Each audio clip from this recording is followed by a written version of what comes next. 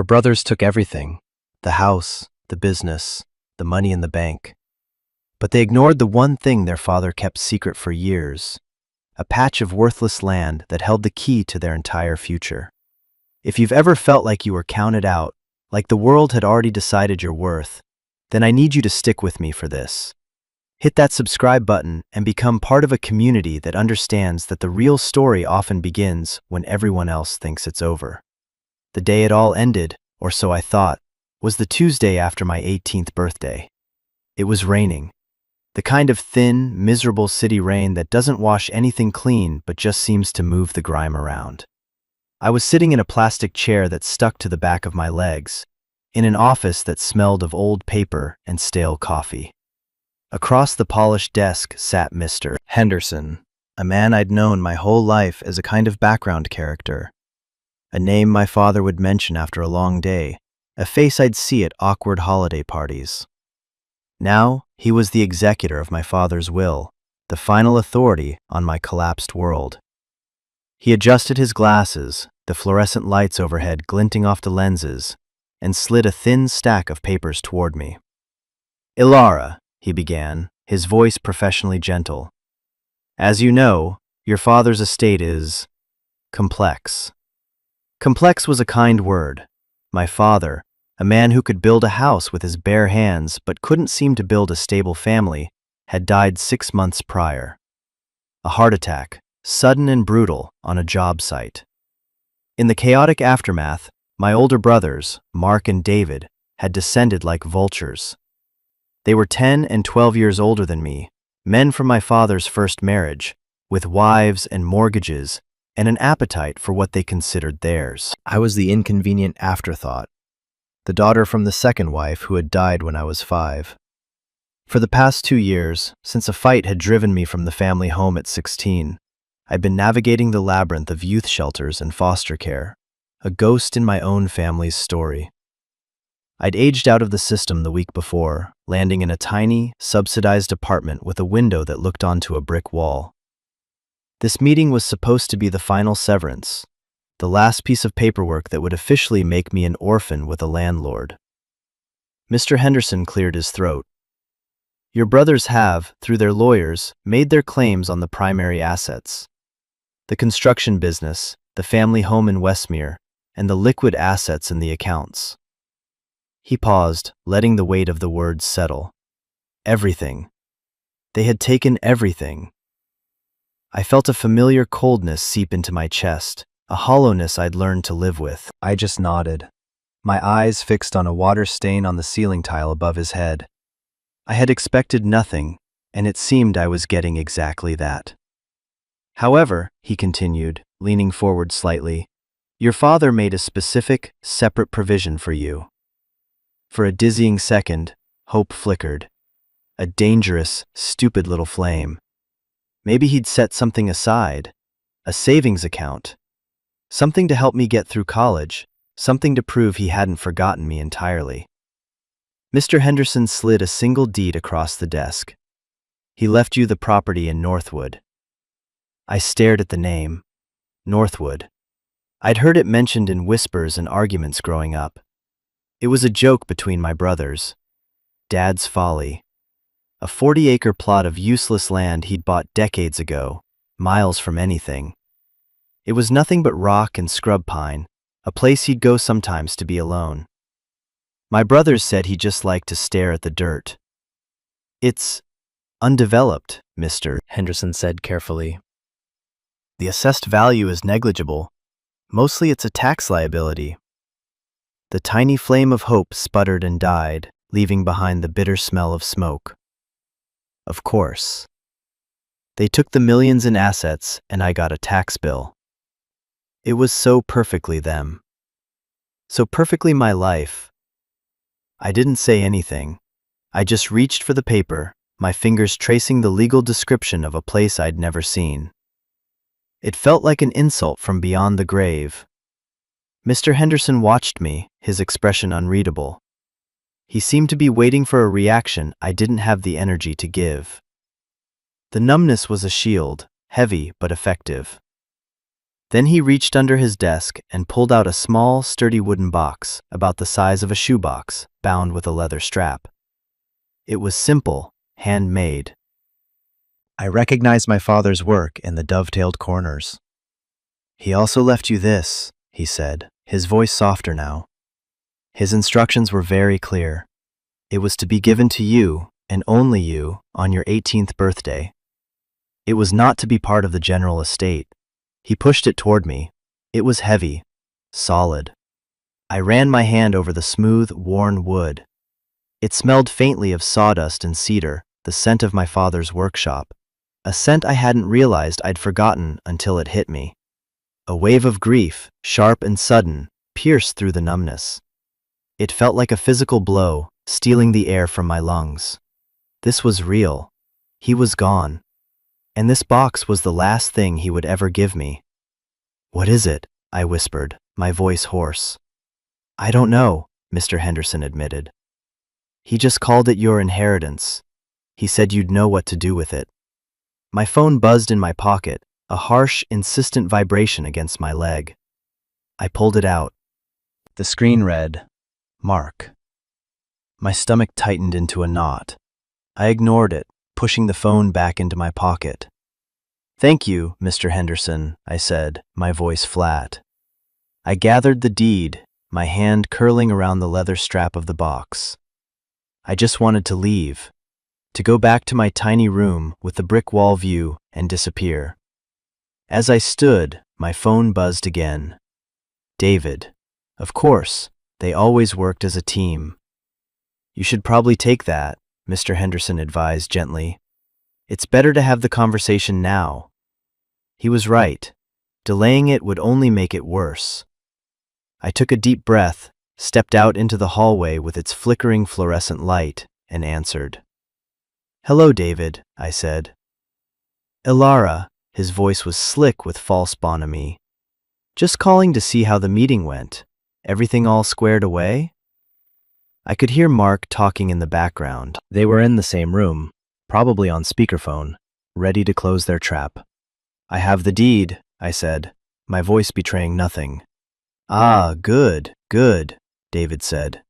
"Listen, sis, we know that land is just a burden. Taxes, upkeep, you know how it is. So Mark and I, we want to do right by you. We'll take it off your hands, give you $5,000 for it. Cash. Help you get on your feet. $5,000 for 40 acres of land." It was an insultingly low number, but to me, living on instant noodles and the dregs of my last foster care stipend, it sounded like a fortune. It was a month's rent, a security deposit, food, a bus pass. It was survival. It was also, I knew, a fraction of what it must be worth, even as useless as it was. They weren't doing it to be kind. They were doing it to be thorough, to own everything, to erase the last piece of me from our father's legacy. "Why do you want it?" I asked, the question coming out colder than I intended. There was a brief pause. I heard Mark mutter something. "Sentimental value," David said, his voice a little too smooth. "Dad loved that place. We want to keep it in the family." The lie was so blatant it was almost funny. They had hated that he spent time there. They'd called it his escape from his real responsibilities. "I'll think about it," I said. "Don't think too long, Ilara," Mark's voice cut in, sharp and impatient. "The offer's good for 24 hours. After that, the tax bill is your problem." The line went dead. I stood in the hallway, the phone still pressed to my ear, the dial tone a dull hum. They thought I was a child, a problem to be managed and discarded. They thought I was stupid and weak, someone who would gratefully take the scraps they offered. And the most painful part was, they were almost right. I was scared. I was alone. $5,000 felt like a lifeline. I walked back into Mr. Henderson's office to sign the final papers. He looked up at me, his eyes searching my face. "They made you an offer, I assume." I nodded, placing the heavy box on the chair beside me. "Yes." "You don't have to take it," he said quietly. "I know," I said, though I wasn't sure I did. I signed where he indicated, my signature looking small and uncertain on the page. As I was about to leave, he stopped me. "Elara," he said, his professional mask slipping for a moment. "Your father, he was a complicated man. But he loved you. Don't ever think he didn't." I wanted to believe him, but the evidence, the years of distance, the token inheritance, my brother's casual cruelty, all pointed to a different story. I picked up the box, its weight a strange comfort, and walked out into the rain, feeling more alone than ever. The deed in my pocket felt like a joke. The box in my arms felt like a question I was too afraid to answer.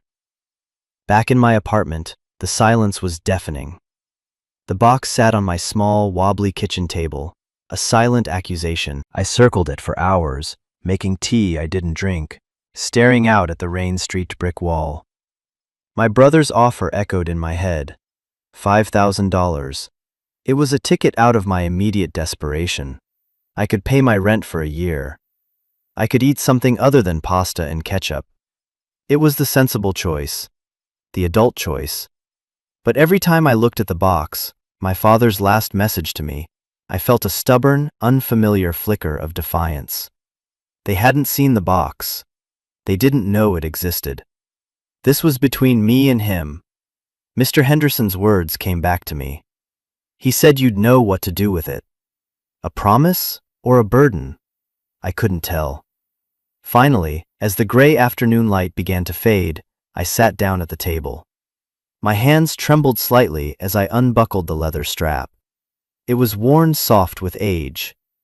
The lid lifted without a sound.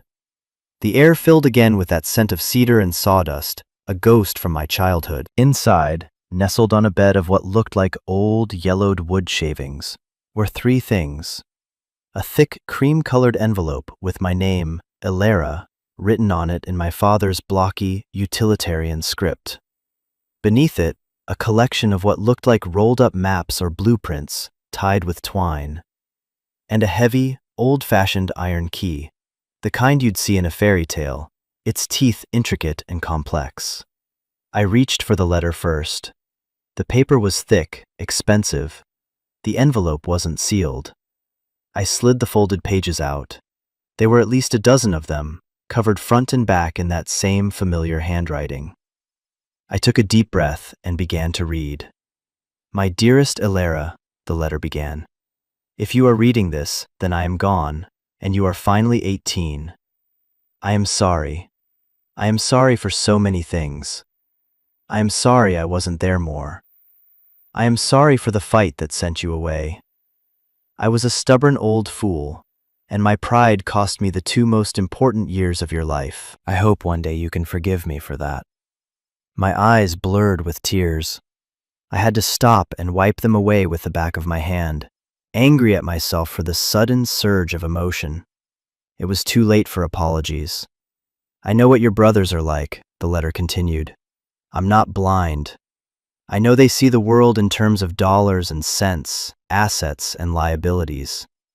They are my sons, and I love them, but their mother raised them to value the wrong things. By the time I realized it, the damage was done. I knew if I left you money or a share in the business, they would find a way to take it from you. They would bully you, or cheat you, or manipulate you until you had nothing. I couldn't let that happen. A cold knot of understanding began to form in my stomach. This wasn't neglect. This was a plan. So I gave them what they wanted, he wrote. The house they coveted, the business they thought they were entitled to. Tangible things, things they could count and measure. Let them have it. It will keep them busy. What I left for you is something else entirely. Something they would never understand, and because they don't understand it, they will undervalue it. They will think it's worthless. I am counting on that. He was writing about the land. Dad's folly. That 40 acres in Northwood, Elara, is not just dirt and trees. It is the most valuable thing I ever owned. It is your fortress. It is your future. I stopped reading, my heart pounding in my chest. I looked from the letter to the deed on the table. A fortress? It was a tax liability. What was he talking about? I forced myself to keep reading, my skepticism warring with a desperate rising hope. 40 years ago, when I was just a young man starting out, I worked on a surveying crew up in that valley. The state was mapping it for the first time. It was wild country back then, beautiful. While we were there, we found something. A geological anomaly. A massive underground river. A pure, clean aquifer fed by the snowmelt from the mountains, trapped in a granite basin miles beneath the surface. It's one of the largest untapped freshwater sources on the continent. But the access points, the places where you could drill down without having to go through a mile of solid granite, were few and far between. They were scattered across dozens of small, privately owned parcels of land. The words on the page started to swim. An aquifer. I remembered that word from a science class. An underground lake. Over the next 30 years, he wrote, I bought them, all of them, one by one, quietly. I used different company names, different agents. It took almost everything I had. Every spare dollar from the business went into buying up those little pieces of rock and scrub. The deeds are in this box. And then, 10 years ago, I did the final piece of the puzzle. I hired the best water rights lawyer in the state and had all the separate deeds and their associated riparian rights legally consolidated and attached to a single parcel. The 40 acres I left you. My breath caught in my throat. I fumbled with the twine around the rolled up papers. My hands were shaking so badly I could barely untie the knot. I spread them out on the table. They weren't blueprints. They were geological surveys, property plats, legal documents covered in stamps and signatures. I saw it then. A map of the whole valley, with dozens of small, scattered properties highlighted. And another document, a master deed, showing how all of them, all their rights, now pointed to one single plot. Lot 734. My plot. The land itself isn't the prize, Alara, the letter explained. It's the key. Legally, no one can touch that water without your permission. That one plot of land controls the entire aquifer. It's a gate, and you are the gatekeeper. The phone rang again, making me jump. It was Mark. I stared at it, the screen glowing with his name. I understood now. Their offer wasn't about sentiment. It wasn't even about greedily consolidating the last family asset. It was business. They knew. Somehow, they knew. A development company called Aquacorp has been sniffing around that valley for years, my father's letter warned. They know the water is there, but they could never get the access. They've been buying up the surrounding land, trying to pressure the holdouts. I imagine by now they've approached your brothers. They'll offer them a fortune for the complete set. But they need your piece. Without it, all the other land is worthless to them. Don't sell it to them, Alara. Not for any price. I felt a dizzying wave of vertigo. The room seemed to tilt. This was too much. Millions of dollars. Water rights, secret deals. It felt like something out of a movie, not my grim, lonely life. I was just a kid who ate cereal for dinner. How could I possibly handle this? I know this is a heavy burden to place on you, he wrote, as if he could hear my thoughts. And you have every right to be angry with me for it. You could sell. Aquacorp will likely offer you more money than you can possibly imagine. Enough to live comfortably for the rest of your life. No one would blame you if you took it. But I want you to know why I did this. That valley, it's one of the last pristine places. The town of Northwood, the farmers downstream, their entire way of life depends on that water. If Aquacorp gets it, they will drain it dry and sell it in plastic bottles. And when it's gone, they'll move on, leaving a desert behind them. They will destroy that place. I couldn't bear the thought of it. I am giving you a choice, my daughter. A choice I never gave your brothers, because I knew which one they would make. You can sell and be rich. Or you can stay and be a guardian. You can protect that place. The iron key is for the cabin on the property. It's not much, but it's solid. There's a well with a hand pump for clean water, a wood stove for heat. In the floorboards under the bed, there's a lockbox. The combination is your mother's birthday. Inside is enough cash to last you a year or two while you figure things out. It's not a fortune, but it's a start. It's seed money for your new life if you choose to accept it. He ended the letter with one final plea. Don't let them bully you, Ilera. You are stronger than you think. You have your mother's heart, and that is a heart of iron and grace. Whatever you choose, know that I am proud of you and I love you. I sat there, in the quiet of my tiny apartment, the letter clutched in my hand, tears streaming down my face. I cried for the father I had lost, and for the father I felt I was just beginning to meet. I cried for the years of misunderstanding and loneliness.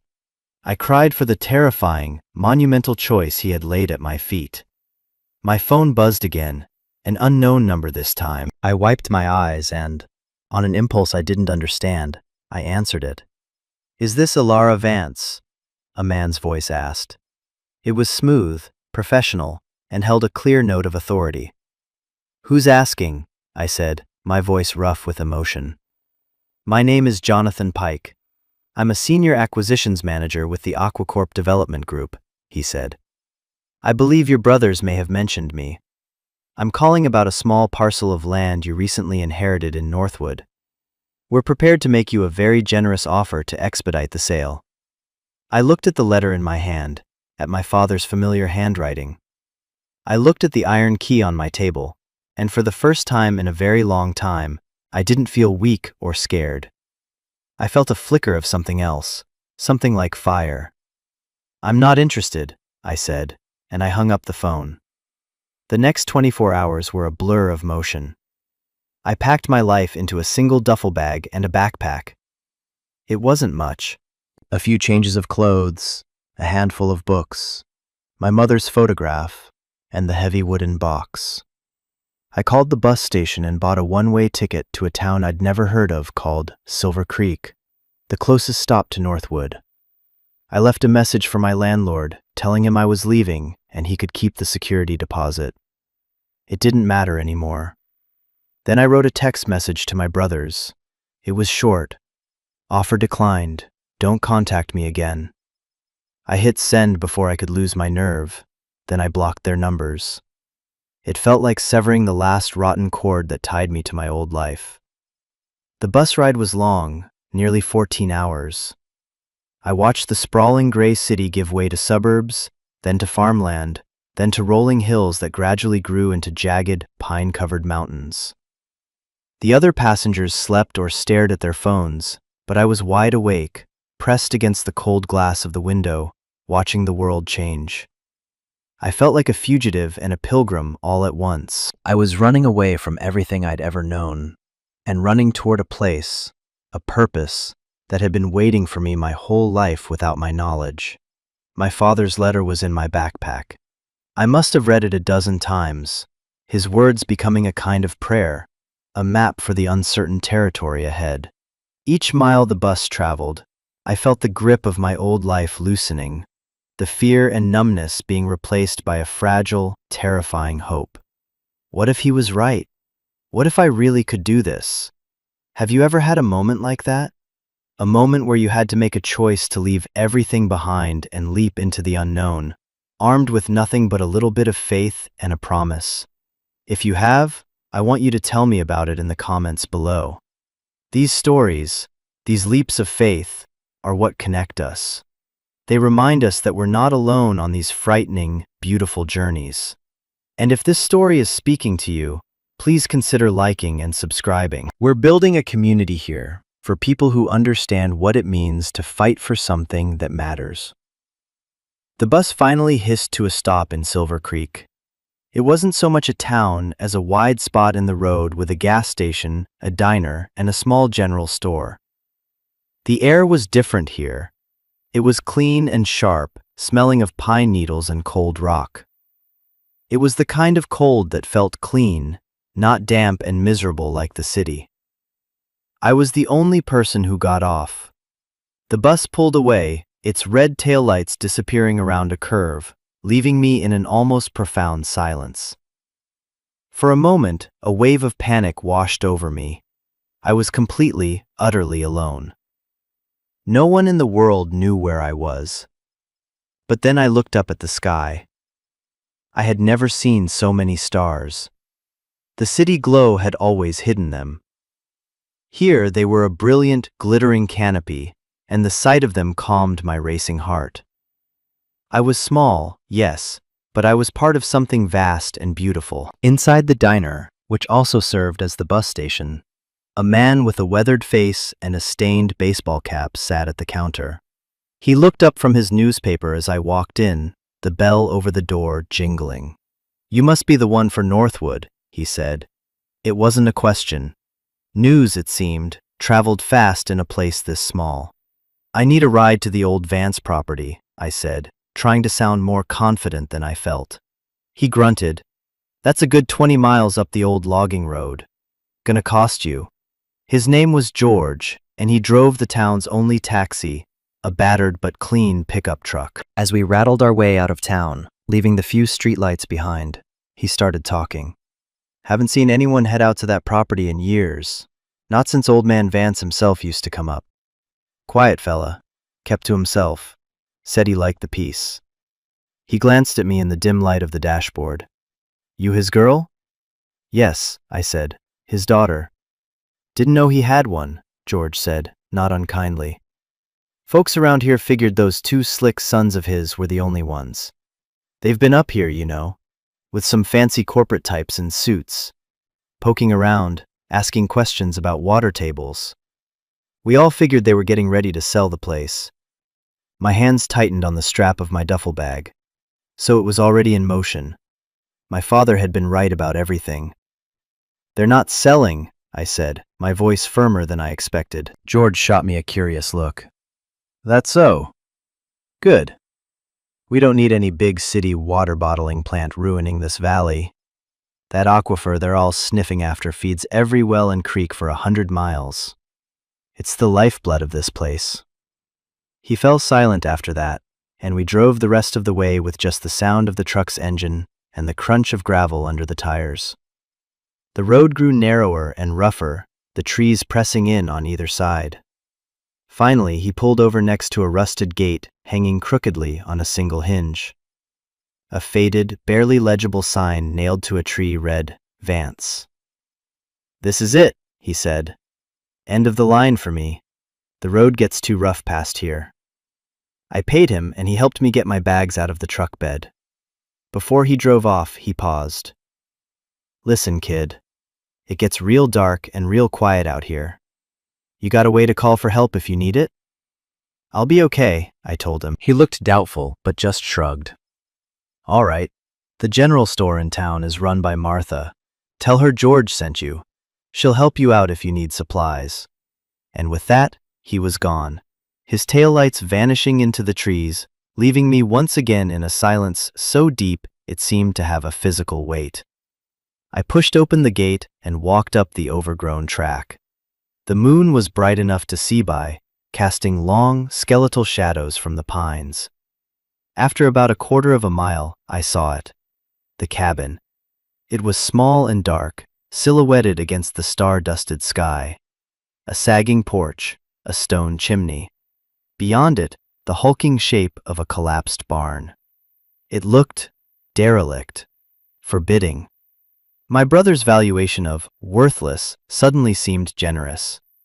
A part of me, the scared city kid part, wanted to turn around, walk the 20 miles back to town, and get on the first bus heading anywhere else. But then I thought of my father's letter. "It is your fortress." I squared my shoulders, walked up the creaking steps, and pulled the heavy iron key from my pocket. It slid into the lock with a satisfying clunk. The lock was stiff from disuse, but with a hard turn, it gave way. The door swung inward with a low groan, opening into a wall of blackness that smelled of cold dust, old wood, and mice. I took a deep breath, stepped across the threshold, and closed the door on the rest of the world. Finding the oil lamps was the first challenge. My phone's flashlight cast a weak, dancing beam around the single room. It was Spartan, but clean. A simple wooden table and 2 chairs. a pot-bellied wood stove in the corner, a narrow bed built into the wall, covered with a thick, dusty canvas tarp, a counter with a hand pump for water. It was a survivor's cabin, not a home. I found a lamp on the table, and after a few fumbling attempts, I managed to light the wick. A warm, golden glow pushed back the shadows, revealing the details of the room. The craftsmanship was unmistakable. My father had built this place. The joints of the furniture were perfect. The walls were solid log. It was simple, but it was strong. I pulled the tarp off the bed. The mattress was thin, but underneath it, I could see the outlines of the floorboards he'd mentioned. They looked different from the others, the seams tighter. I used the end of the iron key to pry up the edge of one. It lifted easily. And there, nestled in the dark space below, was a small metal lockbox. My hands were shaking again as I knelt on the floor. The combination. My mother's birthday. I hadn't thought of that date in years. It felt strange to dial the numbers in the quiet of the cabin. 08-11-74. The lock clicked open. I lifted the lid. It was full of cash. Neat stacks of $100 bills bound with rubber bands. I didn't count it, but it was more money than I had ever seen in my life. It was the seed money he'd promised. It was a year, maybe 2. It was breathing room. It was proof. Proof that he had planned all of this. That he had trusted me. Underneath the cash was a small, leather-bound journal and a satellite phone, still in its original packaging. A note on top of it read, "For emergencies. It gets a signal where nothing else will. Be smart." I sank back on my heels, the cold from the floor seeping through my jeans. The reality of it all was crashing down on me. The money, the cabin, the land, the water. The fight that was coming. It was real. This wasn't a dream. For the rest of that night, I didn't sleep. I built a fire in the wood stove, the crackle and pop of the burning logs a comforting sound in the immense silence. I pumped water from the well. It came out icy cold and tasted cleaner than any water I'd ever had. I sat at the table and read my father's journal. It wasn't a diary of his feelings, but a meticulous record of his work. Decades of notes. Water table measurements. Rainfall data. Notes on the local geology. And detailed entries about every land purchase, every negotiation, every legal filing. It was the story of a secret 30-year obsession. He wasn't just a construction worker, he was a strategist. A patient, methodical guardian who had spent his life building this invisible fortress around the valley's heart. He wrote about the community, the families who had been there for generations, who didn't know the treasure they were living on top of. He wrote about his fear of what would happen if a corporation ever got control of it. As dawn broke, casting pale gray light through the cabin's single dusty window, I felt a profound shift inside me. The fear was still there, a cold knot in my stomach, but it was no longer in charge. Alongside it, something new was growing. A sense of purpose, a fierce, protective anger.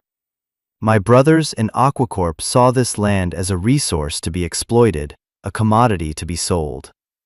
My father had seen it as a treasure to be protected. He hadn't left me a tax liability. He had left me a legacy, a responsibility. He had left me his life's most important work and trusted me to finish it. I looked around the small, solid cabin. It didn't feel like a derelict shack anymore. It felt like a command post. It felt like the first real home I'd had in a very long time. The first week was a lesson in survival. I learned how to split wood without losing a finger, how to bank the fire in the stove so it would last through the night, how to cook beans and rice into something resembling a meal. I explored every inch of the 40 acres. It wasn't beautiful in a conventional way. It was rugged, rocky land, thick with scrub pine and thorny bushes. But as I walked, I started to see what my father must have seen. I found a small, clear stream that cut through a corner of the property. its banks thick with ferns. I found a high ridge that offered a breathtaking view of the entire valley, a patchwork of farms and forests stretching out to the distant mountains. From up there, I felt like I could see the whole world. I saw the fragility and the strength of it. I took the satellite phone and called Mr. Henderson. It took some time to explain. At first he was silent, and I worried he thought I was crazy. But as I described the letter, the deeds, the journal, his tone changed from skeptical to stunned, and then to something that sounded like admiration. "My God," he said, his voice faint over the crackle of the connection. "The old fox. He actually did it. He spent years telling me he was building something for you, something that couldn't be broken." I thought he was speaking metaphorically. "It's real," I told him, "and AquaCorp is already here. My brothers are working with them." "I'll start digging," he said, his voice now crisp and professional. "I'll look into AquaCorp's permits, their corporate structure. You, Ilara, you need to be careful. They will not be happy when they find out you're not selling. They will play dirty." He was right. 2 days later, a shiny black SUV, completely out of place on the rough logging road, pulled up to my gate. 2 men in expensive suits got out. They were not the friendly, local type. One was Jonathan Pike, the man who had called me. The other was older, with cold, calculating eyes. They didn't bother with pleasantries. "Ms. Vance," Pike began, his smile not reaching his eyes. "We seem to have gotten off on the wrong foot. I think perhaps you don't understand the scale of the opportunity before you." "I understand it perfectly," I said, standing on my porch, my arms crossed. I was terrified, but I tried to channel my father's stubbornness. "Then you must understand that your position is untenable," the older man said, his voice a low growl. "We have acquired options on every other significant parcel in this valley. Your little plot is the last piece. It is, frankly, holding up progress." "Progress for who?" I asked. He laughed, a short, ugly sound. "Let's not be naive. We're prepared to offer you $5 million. That's our final offer. Sign the papers, and you can walk away from this shack and never have to worry about money again." $5 million. The number hung in the air, shimmering with possibility. It was an absurd amount of money. It was a new life, a new identity. It was everything I had ever thought I wanted. For a split second, I saw it all.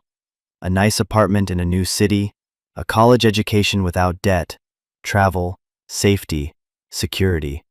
All I had to do was sign a piece of paper. All I had to do was betray my father's life's work. I looked past them, up toward the ridge where I'd stood just the day before. I thought of the clear, cold water from the well. I thought of George, the taxi driver, and Martha at the general store, and all the other people in the valley whose lives depended on that water. I thought of my father's handwriting. "You have your mother's heart, and that is a heart of iron and grace." I met the man's cold gaze. "The land is not for sale," I said. His face darkened. The pretense of negotiation vanished. "You are making a very big mistake, little girl," he snarled. "We will get that land. With you, or without you. We can tie you up in court for years. We'll challenge the deed, the water rights consolidation. We will bury you in legal fees until you are begging us to buy it for a fraction of what we're offering today." They got back in their SUV, spun it around in a spray of gravel, and sped off down the road, leaving a cloud of dust and the echo of their threats hanging in the quiet air. The legal battle began just as they'd promised. A flood of official-looking letters started arriving at Mr. Henderson's office. Lawsuits, injunctions, challenges to the chain of title. It was a war of attrition, designed to bleed me dry emotionally and financially. My brothers were front and center, their names on affidavits, claiming my father had been mentally incompetent when he consolidated the deeds, that he had always intended for the land to be part of the larger family estate. They painted me as a greedy, delusional child, manipulated by a senile old man. Reading their words felt like being stabbed. But with every lie they told, my resolve hardened. This was no longer just about protecting a valley. It was about defending my father's memory. The seed money, which had seemed like a fortune, began to dwindle at an alarming rate as legal and consulting fees piled up. Mr. Henderson was a godsend, fighting for me at every turn, but he couldn't work for free forever. The pressure was immense. There were nights I'd lie awake in the cabin, the wind howling outside, and I'd be consumed by doubt. Maybe I should have taken the money. What was I, an 18-year-old girl with nothing, doing fighting a multi-billion-dollar corporation? But then morning would come, and I'd pump the cold, clean water, and I'd look out at the stubborn, rocky land, and I would know I couldn't give up. Word of the fight started to spread through Northwood. At first, people were wary. I was an outsider, the daughter of the strange man who kept to himself. But then they saw the Aquacorp surveyors, the lawyers in their fancy cars. They heard the rumors of a massive bottling plant, and they started to understand what was at stake. One day, I drove to town in the beat-up old truck I'd found in the collapsed barn and managed to get running. I went to the general store for supplies. Martha, the owner, a woman with kind eyes and a no-nonsense demeanor, slid a heavy cardboard box across the counter to me. "This is for you," she said. It was full of groceries, canned goods, flour, fresh vegetables from someone's garden. "We're not rich folks out here, but we take care of our own," she said gruffly. "George told us what you're doing. You keep fighting." That was the turning point. I wasn't alone anymore. A few days later, George showed up at my gate with 3 other men. They spent the entire weekend reinforcing the cabin's foundation, patching the roof, and cutting and stacking enough firewood to last me through the winter. A farmer from down the valley dropped off a generator. The local librarian brought me stacks of books on water rights law and environmental protection. Slowly, tentatively, I had become part of the community. They were my allies. This was their fight, too. We started organizing. We held meetings in the town hall. I was terrified to speak in front of people, but I stood up and told them my father's story, showed them his maps and his journal. I explained the legal structure he had built, this fortress made of paper and ink. Together, we hired an environmental law firm on a pro bono basis. They were young, idealistic lawyers, excited by the challenge. The tide began to turn. We uncovered evidence that Aquacorp had been illegally pressuring landowners for years. We found proof they had falsified environmental impact studies. The local newspaper got hold of the story, then a regional one. My brother's claims of my father's incompetence were publicly dismantled by testimony from Mr. Henderson and a dozen of my father's old colleagues who attested to his sharp mind and unwavering integrity right up to his death. Mark and David became pariahs, their greed exposed for all to see. The fight dragged on for nearly a year. It was the hardest year of my life. It was exhausting, and there were many times I thought we would lose. But we never gave up. Finally, facing a mountain of bad press and a string of legal defeats, Aquacorp withdrew. They issued a terse statement about unforeseen regulatory hurdles and sold off all their land holdings in the valley to a state-run conservation trust. We had won. The day the news broke, the whole town celebrated. There was a bonfire in the field behind the town hall, with music and food and dancing. People I barely knew came up to hug me, to thank me. George clapped me on the shoulder, his eyes shining. "Your old man would be proud of you, kid," he said. Real proud. Standing there, surrounded by the warmth of the fire and the community, I felt a sense of belonging I had never known. I had inherited more than just land. I had inherited a purpose. I had found a family. It's been 5 years since that day. I still live in the cabin. It's my home now. I've fixed it up, added a small solar panel for electricity, and planted a garden. I went to college online, getting a degree in environmental management. I work with the Northwood Valley Trust, the community organization we formed to manage the land and protect the aquifer in perpetuity. My life is quiet, and it's not rich in the way my brothers would understand. I don't have a fancy car or a big house, but I have a home, I have a purpose, I have a community that stands by me. I have the stars at night and the taste of clean water. Sometimes I walk up to that high ridge and look out over the valley. I think about my father, the complicated, stubborn man who saw the world so differently. He knew that true wealth isn't something you can count or spend. It's the legacy you leave behind. It's the good you protect in the world. He gave my brothers what they wanted, but he gave me what I needed. He gave me a choice. He gave me a chance to become someone I never thought I could be. He gave me a home, built not of wood and stone, but of purpose and love. And that's the real inheritance. It's not about what's left to you, but what's left in you. My story started with loss and a piece of paper that said I owned something worthless. But it turned into a story about finding my own worth by fighting for something priceless. It's a reminder that sometimes the things that other people discard, the things they overlook, are the things that matter most. What about you? What in your life has someone else called worthless that you know holds immense value? It could be a relationship, a dream, a piece of your own history, or a quiet place that feels like home. Share your story in the comments. I read every single one, and I believe in the power of sharing these truths. This channel is a place for those stories, for the quiet fighters and the guardians of what truly matters. If that's you, I hope you'll subscribe. Today, I'm good. I'm just having a break from Stardew while I watch you. Oh, thanks, Mom Spaghetti. How's your Stardew farm going?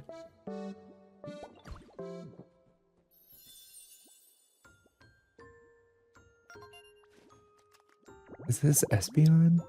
It is. Okay. Oh, yeah.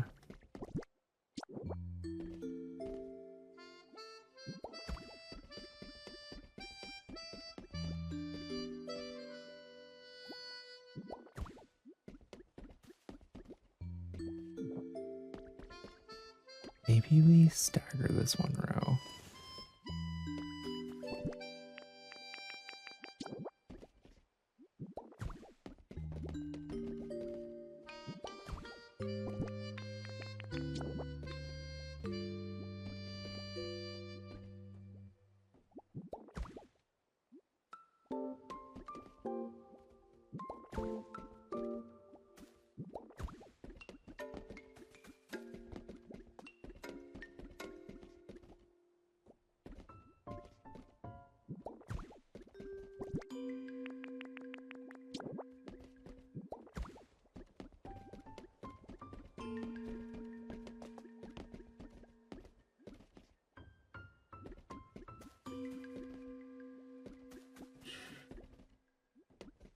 Two.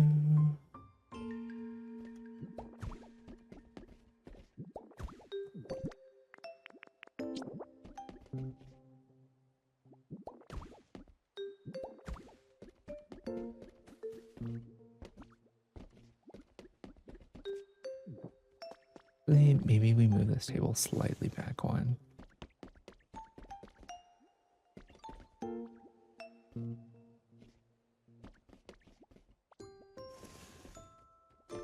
There we go. Actually, no, I hate that.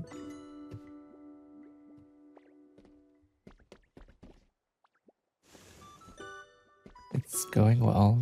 This game looks just as fun, but I'll be living through you on this one. You're good, Mom Spaghetti. And also, thank you so much. That's so sweet of you.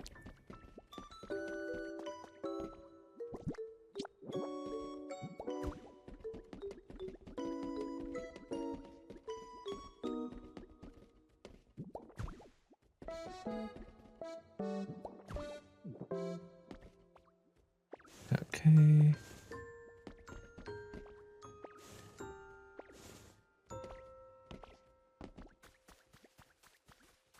Okay, we need to add lighting. But we can work on that.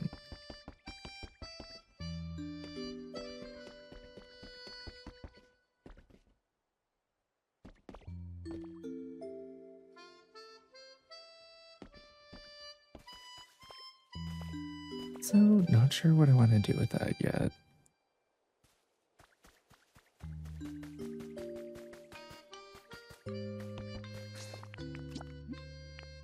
Okay, let's grab some iron, swing by rocky bridges, and then come over here.